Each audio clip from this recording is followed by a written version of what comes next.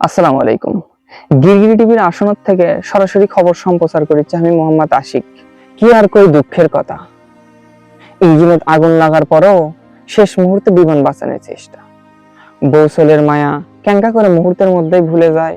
আপনারা জানেন দুর্ঘটনায় শহীদ হচ্ছে একজন পাইলট, আমাদের দেশ হারাছে একজন রত্ন। বিমানটা প্রায় 2 মিনিট আগে আগুন লাগে। পাইলটরা এমন জায়গায় বিমানটা নিয়ে গেছে যেটি নিয়ে যে ধ্বংস করলে কারো কোনো ক্ষতি হবে না।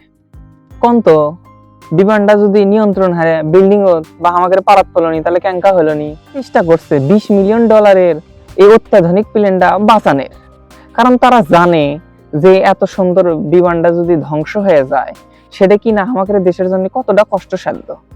ভার্টিক্যাল স্টেবিলাইজারটা নষ্ট হয়ে হুট করে নিচ দিকে প্লেনটা পড়ে যাবে।